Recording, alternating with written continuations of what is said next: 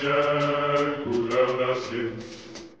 Ils descendent par milliers, ceux qui vont sur cette terre lutter pour le vrai rêve.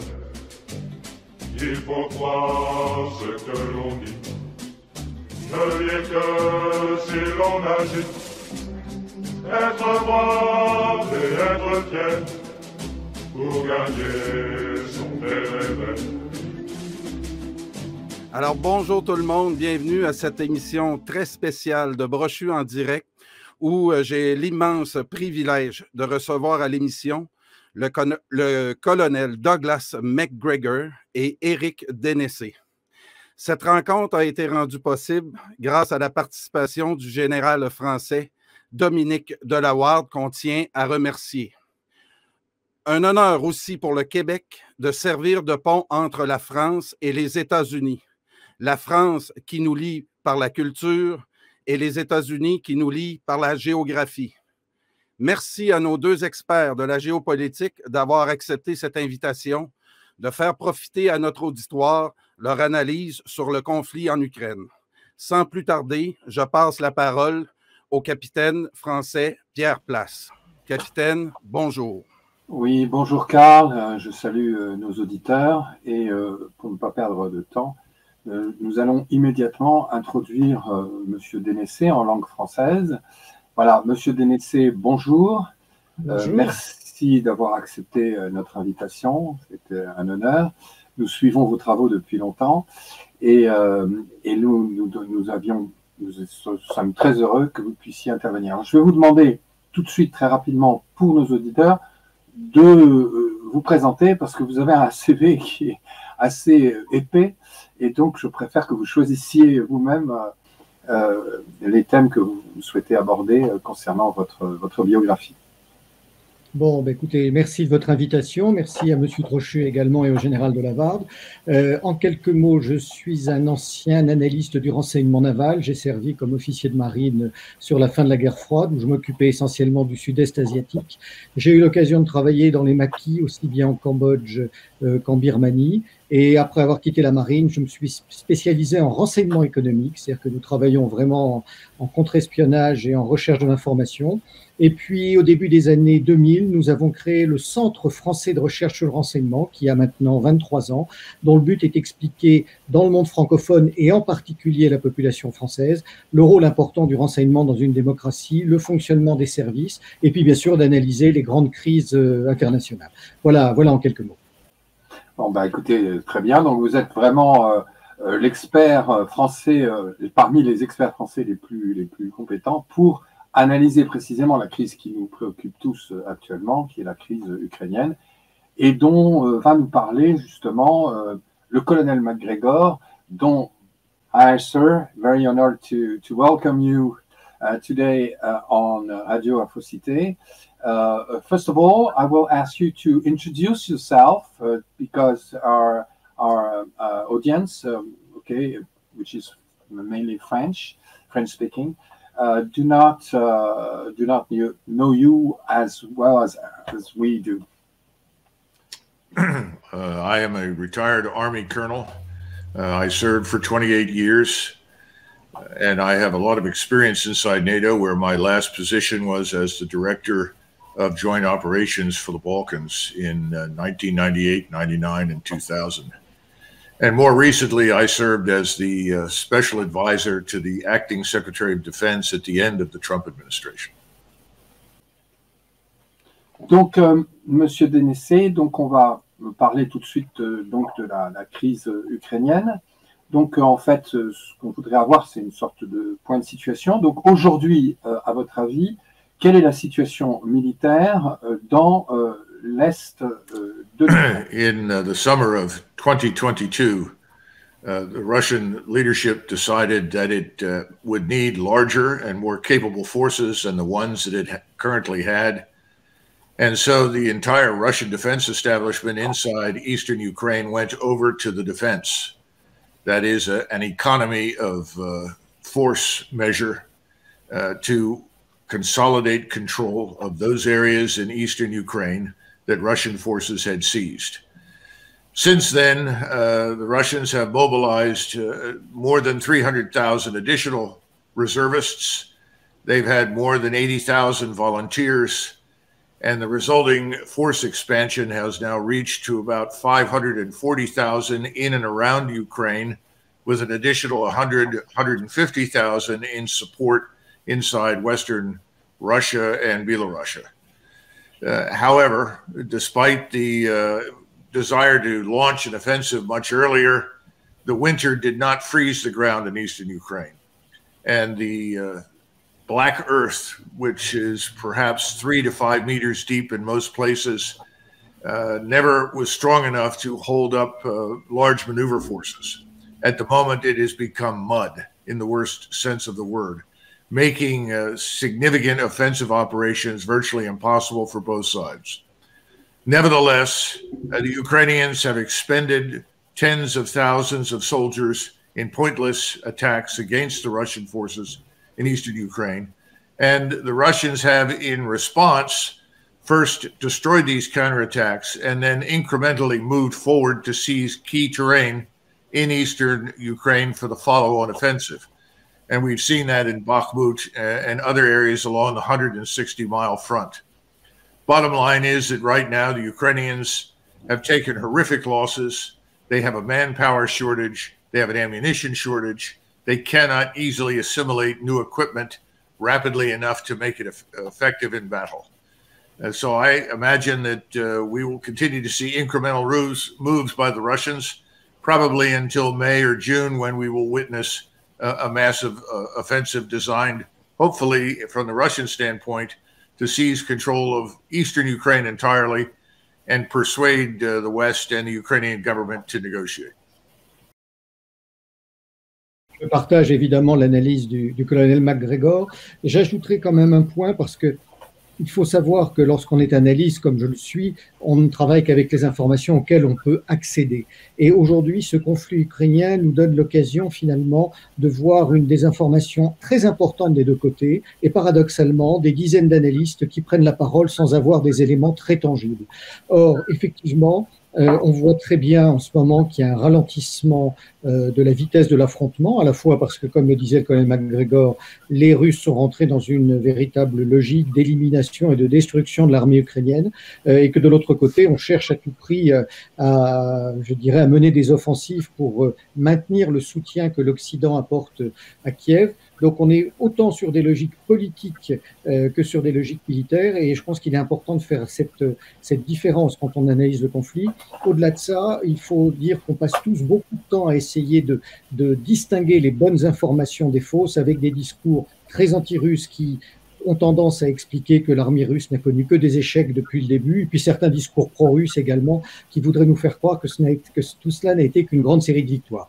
Indéniablement, aujourd'hui, le bilan est plutôt favorable aux Russes. Je crois qu'il n'y a pas de discussion possible autour de cela, même si certains veulent le présenter le contraire.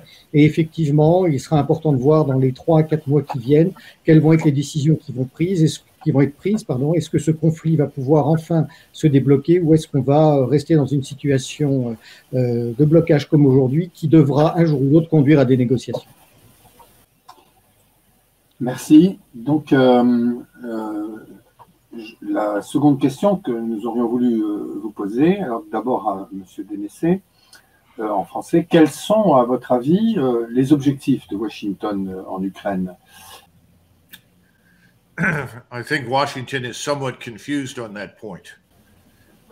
Clearly, at the outset, they made a number of very strident and, in my judgment, ill-considered remarks, including the regime change argument made by President Biden when he was in Poland in March, as well as the complete withdrawal of Russian forces before any talks can resume that would bring this war to an end. This points to another deeper problem that I think your audience is probably aware of, but doesn't hear a great deal about. And that is that inside the United States, there is an enormous gap between the people in Washington who still remain intent on pursuing global military hegemony whenever possible. And right now, the target of that global military hegemony is Russia, with China standing just behind it. and the population that simply wants to be a market-oriented society, open to trade with all countries, and is absolutely disinterested in any sort of major war with any power on the globe at this point in time. And to this must be added our very severe economic crisis, financial difficulties, which are only growing worse with each passing day. So the government itself cannot retreat from a series of stupid policy remarks. It remains wedded to impossible goals and objectives.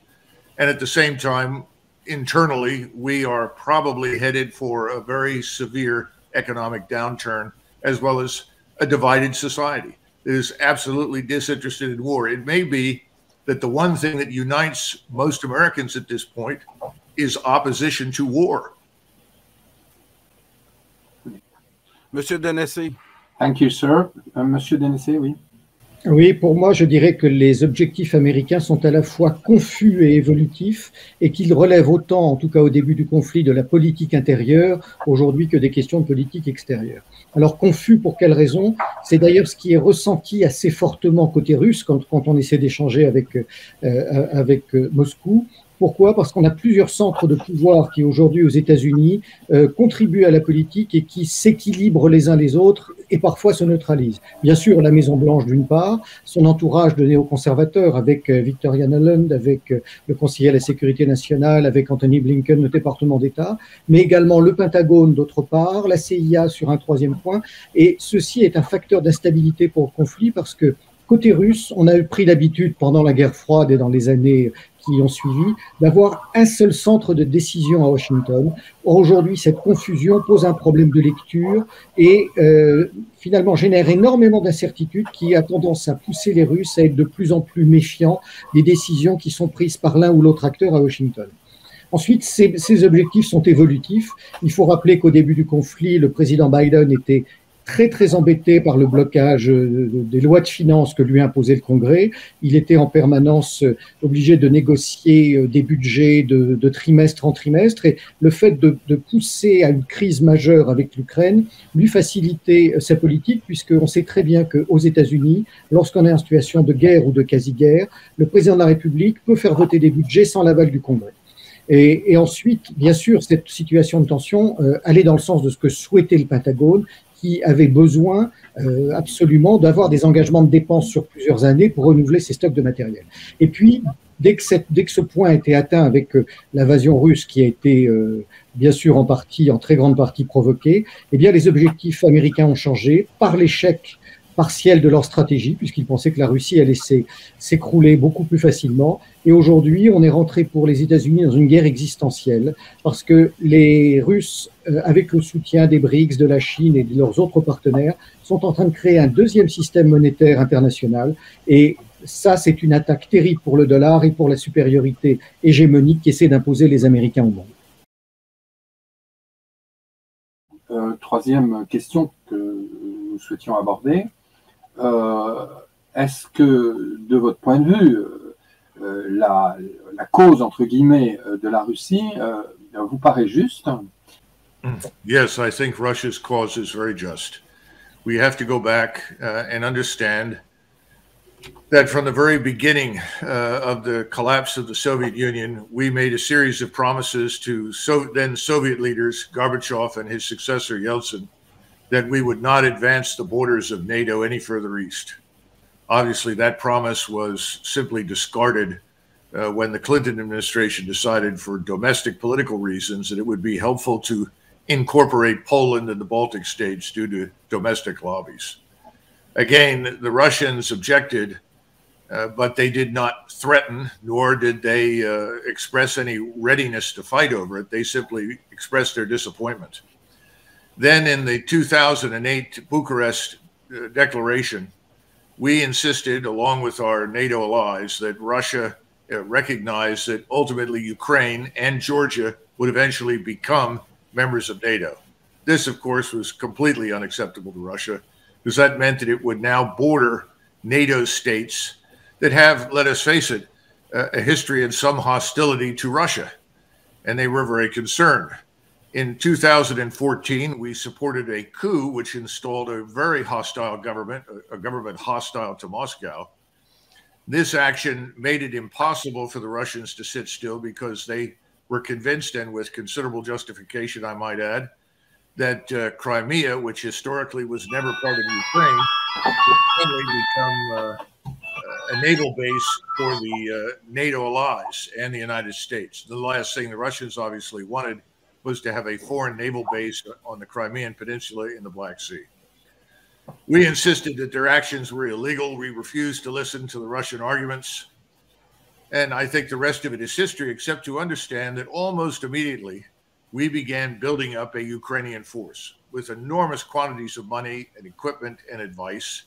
And at the same time, we encouraged the Ukrainian government to attack Luhansk and Donetsk, what we would call in the West two semi-autonomous republics in the East that were ostensibly Russian. Everyone spoke Russian. And of course, they doubled down on these anti-Russian policies with the result that Russians living inside Ukraine, and almost a third of the population falls into that category, were being treated as essentially second or third class citizens in the courts of law, as well as people on a daily basis. We ignored all of these human rights violations. We ignored the Russian demands for anything. Then, of course, we get the Minsk Accords, which clearly President Putin and his colleagues thought was a serious attempt to come to terms with some of the issues that he'd raised. He turned out to be wrong, and we now know from Chancellor Angela Merkel that the Minsk Accords were simply an attempt to distract the Russians while we continued to build up this force in eastern Ukraine. By the time you get to 2020 and 2021, with this new President Zelensky, who was picked to run for office by Mr. Kolomoisky, the most powerful oligarch in Ukraine, he realized that we wanted a war. And we began to think in terms of conflict with Russia, but conflict that we thought we could manage, owing to the fact that Russia, in our estimation, was weak economically, weak socially, and weak militarily. We don't need to dwell too much longer on this, but we need to keep in mind that roughly 14,000 people were killed between 2014 and 2022 when the Russians finally intervened with a remarkably small force for the purpose, I think, of inducing us to negotiate as well as to signal the seriousness of their cause. So, yes, I think the Russians have a just cause, and instead of pouring buckets and filth and abuse all over them, we should listen to them. But we never have, and there doesn't appear to be any willingness at this point in Washington to listen to anything the Russians say. Monsieur Dénécé? Oui, je crois qu'il est important de rappeler que pendant 30 ans, nous n'avons cessé de bafouer les Russes et leurs intérêts. Alors, nul n'oublie ici ce qu'a été la fin de la guerre froide et le fait que nous, Occidentaux, nous ayons pu, avec l'appui des Américains, lutter contre ce totalitarisme et l'expansion de la révolution et de la dictature prolétarienne. Mais ça, c'est une chose. Il faut rappeler ce qui s'est passé à partir de 1989 et de 1990 et de 1991. À cette période, les Russes ont réussi à démanteler volontairement leur empire, en donnant l'indépendance à tous les anciennes républiques, en permettant aux anciens pays du pacte de Varsovie de rejoindre la sphère européenne et libérale. Et tout ça s'est produit sans qu'aucun incident n'intervienne. Les Russes sont les premiers à le dire. Nous avons rapatrié nos armements nucléaires sans qu'il y ait la moindre fuite dans la nature. Nous avons rapatrié l'ensemble de nos forces. Il faut rappeler que les Russes, à partir du début des années 90, sont très largement ouverts leur pays.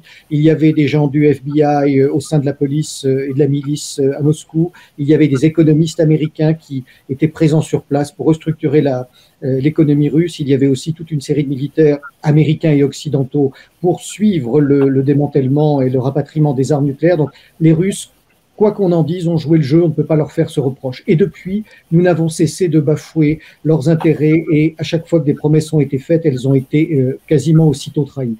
Donc il arrive un moment ou si vous voulez, un petit peu comme après 1918, lorsque on agit de cette manière, on crée au sens propre les conditions d'une guerre future. Et si je devais prendre une métaphore, le fait d'agiter un chiffon rouge devant un taureau n'amène rarement le taureau à rester dans son enclos. Et donc c'est ce qui s'est passé à travers les événements qui ont eu lieu bien sûr dès la fin de la guerre froide, mais surtout à partir de 2014. Et je me souviens d'une discussion avec un ancien officier du KGB à la fin de la guerre froide, lorsque nous avions établi les premiers échanges entre la CIA, le KGB et les services français. Cet officier m'avait dit « Faites attention, ne nous traitez pas comme les Allemands de 1945. Nous ne sommes pas des vaincus. Les chars américains ne sont pas rentrés à Moscou. Nous avons... L'Union soviétique et son système se sont écroulés, mais la Russie est là. Et si vous nous traitez comme des vaincus, eh bien, il y aura un champ retour qui sera très violent. Et malheureusement, nos amis américains n'ont cessé d'être dans cette position de traiter les Russes comme des vaincus. Et à partir de 2014, on fait quelque chose qui est à mon sens encore beaucoup plus important. Nous avons littéralement bafoué nos valeurs en soutenant un coup d'État en Ukraine dont le président avait été élu de manière légal, même si Yanukovych était un homme corrompu, mais qui ne l'est pas en Ukraine, en tout cas surtout pas Zelensky ni Kolomoïski. Nous avons soutenu un coup d'État qui a renversé un président de la République qui avait été légalement élu avec des représentants de l'OSCE sur place. Et donc tout ça a créé les conditions pour que les Russes entrent en jeu. Et d'une certaine manière, je crois qu'il faut le dire, l'intervention russe est légitime. Bien sûr, on est toujours tenté de la comparer à ce qui s'est passé en 1962 avec la crise des missiles de Cuba. Mais la vraie question qu'il faut se poser, c'est qu'auraient fait les Américains dans la même situation si un régime hostile s'était installé au Mexique ou au Canada? Je crois que nous avons tous la réponse. À votre avis, pourquoi donc les dirigeants européens ont-ils soutenu cette guerre par procuration de Washington contre la Russie? This may be the most important question that we address in this hour. So I hope everyone will weigh in on this. We need to answer it. First, I want to remind all of your audience of something that General de Gaulle said, which I think is very true today as it was when he said it. And that is that Britain is an island and Americans live in France. And his point was that Europeans that live on continental Europe really need to tend to their own affairs. They have to assert themselves. And I think that unless leadership in Berlin and Paris and other European capitals assert themselves together, it will be very difficult to end this war before the entire Ukrainian state and nation are totally destroyed, because I see no evidence that Americans will do it. Now, why have other European leaders joined us? I think it's because of this destructive ideology of liberal internationalism, which we now call globalism. And it's the notion that whatever we do in the West, whatever happens in Washington and with our allies is somehow or another morally justified, regardless of the circumstances. And that we have some sort of moral imperative that drives us to destroy Russia, which remains an independent state that rests on the foundation of Russian Orthodox Christianity and Russian ethnicity, even though we know that Russia is very multinational and multicultural. In essence, nevertheless, we regard it as being the last state which makes no apologies for its history, its origins, its culture, and its identity. I don't think most Europeans have any difficulty with that. I could be wrong, but I don't think they do. I know that most Americans do not. But just as we are under attack here in the United States from this administration for our own cultural identity, language, history, institutions, so too are many people in Europe. And I think if Europeans look at this through the particular lens that I've just outlined, they may question the validity of what we are trying to do in Ukraine.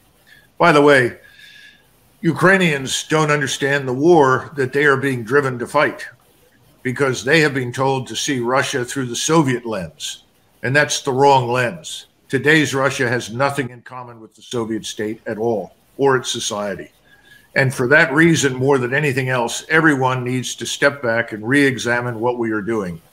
Again, unfortunately, that's going to have to be the lead that Europe takes, because I do not see any evidence for anyone doing that in Washington, D.C.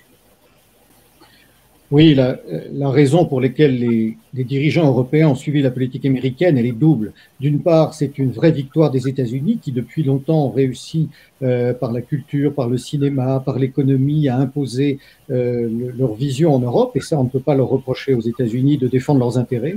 Notamment, ils ont réussi à convaincre de leur position, de la justesse de ce qu'ils considèrent leur point de vue à travers des opérations comme les Young Leaders et de très nombreuses autres opérations d'influence culturelle. Et puis d'autre part, il faut aussi dire que nous avons des dirigeants européens de plus en plus médiocres depuis une vingtaine d'années. On est très loin de la génération des De Gaulle et Adenauer.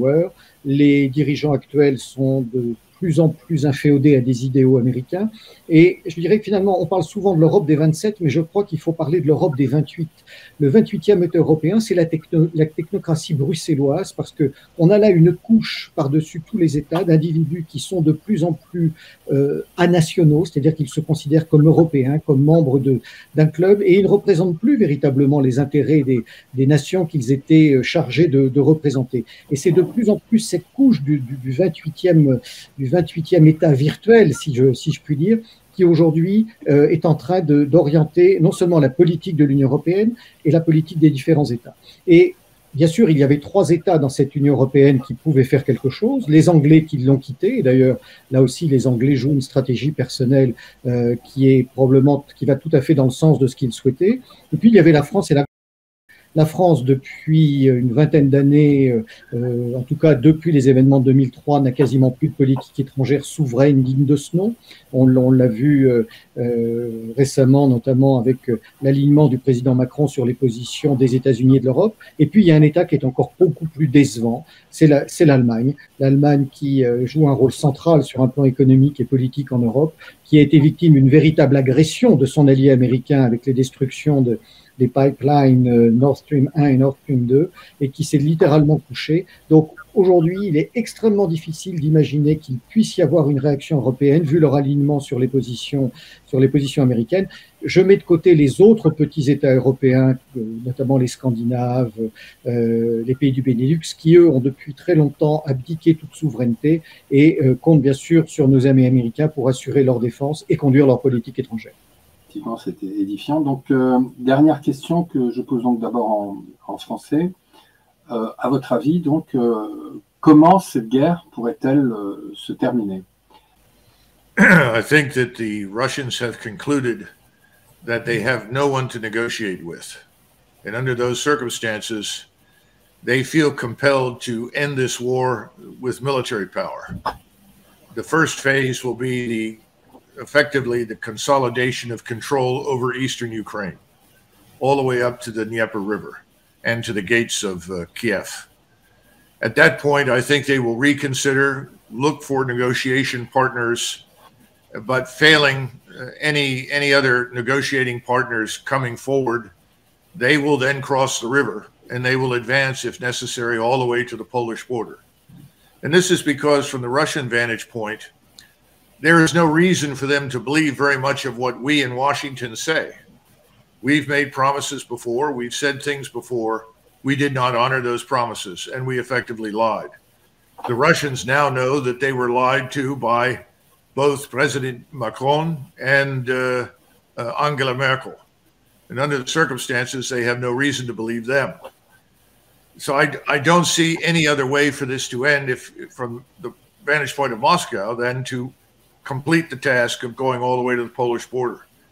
Now, if I view it from a purely strategic perspective, obviously, I think we should be interested in securing neutrality for Ukraine and maintaining Ukraine as a very comfortable buffer in a reassuring sense for both sides, for both Russia as well as for NATO. But I hold the minority opinion. I have no idea what Europeans think at this point. But under the circumstances, that's what I see happening. Now, there is a danger, and I've spoken about this at some length, that people in Washington, together with some people in Warsaw and potentially others in London, may decide to launch a coalition of the willing, some force of some size, into Western Ukraine when it becomes clear that the Ukrainian government is going to collapse and the Russians are going to proceed west. I think that would be a terrible mistake. That could lead to all kinds of unanticipated consequences and dangers. I hope that doesn't happen, but I'm afraid that idea is still alive, even though we are absolutely not prepared for any sort of long conflict with Russia, or for that matter, with any other great power. But that is a real danger, and that would open up Pandora's box, so to say, to all sorts of terrible possibilities. Thank you, sir. Oui, il est toujours difficile de faire des pronostics, surtout en matière militaire. En tout cas, on peut au moins énoncer un certain nombre de choses qui, à mon sens, ne se produiront pas. La première, c'est que la Russie ne peut pas perdre. Non seulement parce qu'elle ne veut pas perdre et qu'elle est dans une guerre existentielle, et puis surtout que ses alliés, et notamment la Chine, sur un plan international, ne peut pas accepter que la Russie perde aujourd'hui dans la confrontation stratégique qu'elle a avec les États-Unis. Les Chinois sont pour l'instant très réservés et très prudents sur l'aide qu'ils apportent à Moscou, mais dès lors que Moscou se verrait menacé, ce qui à mon sens n'arrivera pas, les Chinois l'appuieront fortement pour que la Russie ne perde pas de cette guerre. Deuxième aspect, il est tout à fait illusoire de penser que la Crimée et les républiques du Donbass puissent un jour revenir à l'Ukraine. D'abord parce qu'il n'y a pas de légitimité, ce sont des zones russophones qui historiquement ont toujours appartenu à la Russie. Donc c'est le deuxième aspect. Soit on continue un combat de lenteur, d'écrasement des forces ukrainiennes par l'artillerie et les Russes en resteront là, en contrôlant les zones qu'ils auront reconquises, soit effectivement une offensive plus importante pourrait avoir lieu. Ce qui me semble aujourd'hui important sur un plan stratégique, c'est que finalement, c'est de dire qu'il y a deux États qui sont à demi victorieux. D'une part, les Américains, puisque même s'ils n'ont pas réussi à obtenir l'effet qu'ils souhaitaient en affaiblissant la Russie, ils ont réussi à totalement vassaliser l'Union européenne, donc c'est pour eux une victoire. Par contre, leur stratégie se révèle être un échec en ce qui concerne le dollar et l'affaiblissement de Moscou. De l'autre côté, les Russes ont réussi à imposer leur politique en prenant une partie de l'Ukraine pour montrer qu'ils étaient déterminés à assurer leur sécurité. Ils ont réussi également à réunir autour d'eux la Chine et les BRICS. Malheureusement, leur image dans le monde occidental en souffre énormément, donc c'est aussi d'une certaine manière une demi-victoire. Et puis ensuite, il y a les Européens et les Ukrainiens. Alors les Ukrainiens ont ceux qui ont tout perdu, et notamment grâce à la responsabilité de leurs dirigeants et Zelensky en premier lieu. Et puis nous autres Européens, nous sommes aussi à un degré moindre les dindons de la farce de cette opération, puisque nous n'avions rien à y gagner, nous avions tout à y perdre. Et aujourd'hui, notre économie est touchée, nos activités industrielles sont totalement à reconstruire. Même sur le plan militaire, nous allons devenir de plus en plus dépendants des Américains.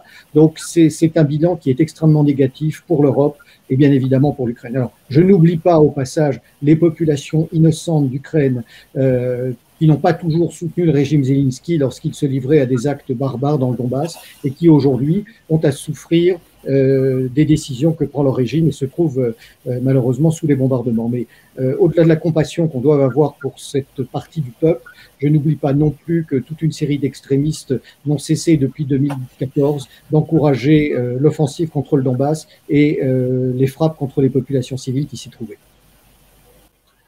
Écoutez, merci. Donc, nous accueillons le général Delaware, grâce à qui nous avons pu vous inviter, vous, Monsieur Dénécé, et le colonel MacGregor, et donc, et qui puisqu'il connaît très bien le colonel MacGregor, va peut-être proposer un dernier échange en guise de conclusion, puisque le temps du colonel MacGregor est limité.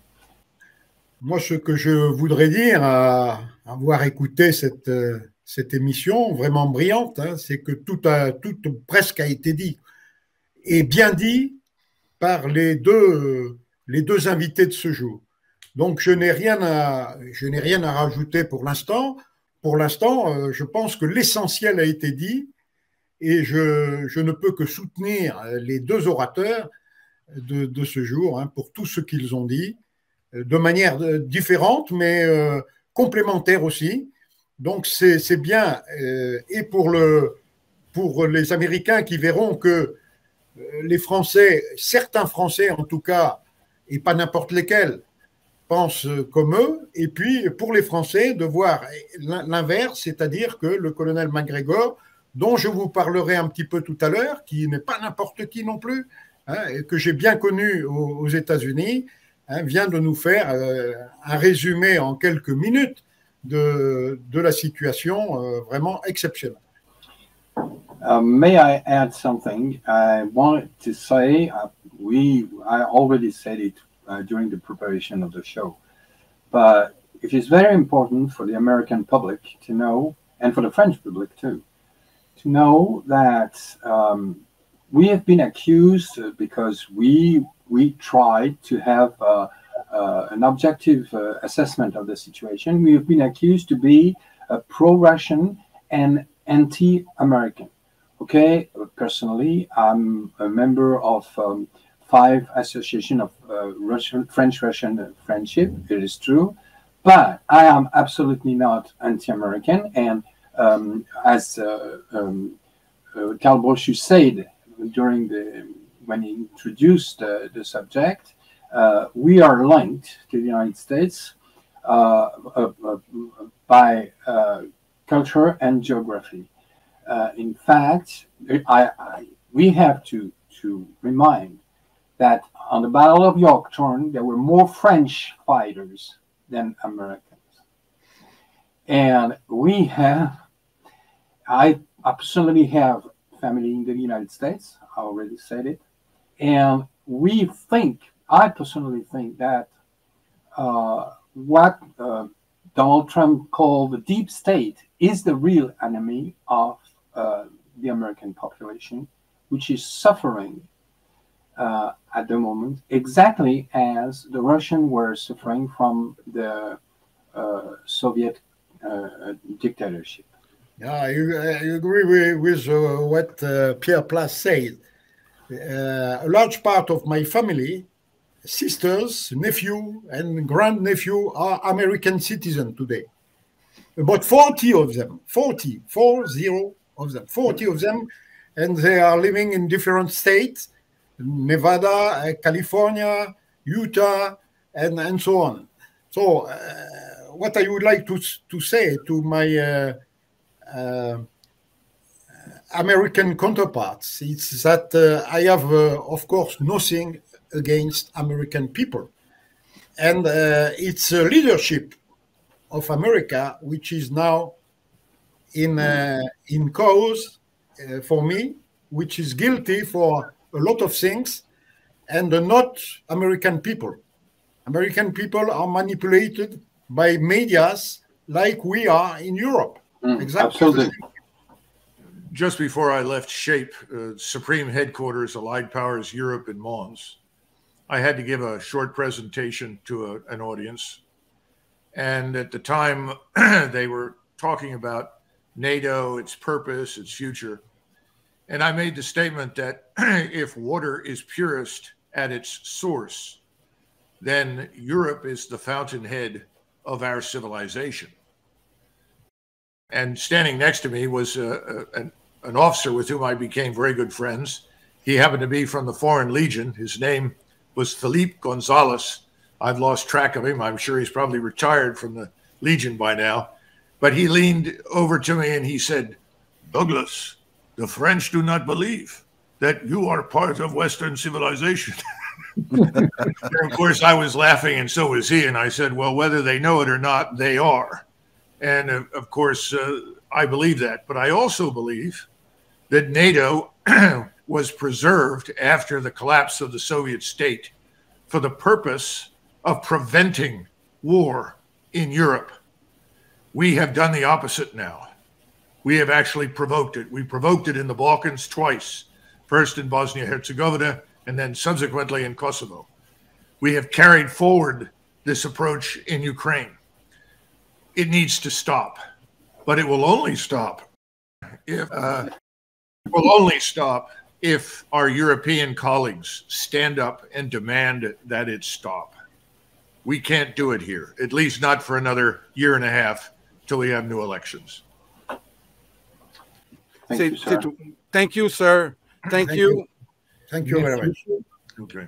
Thank you. See you. Au revoir. Au revoir. Merci. Very honored and very pleased to have you here.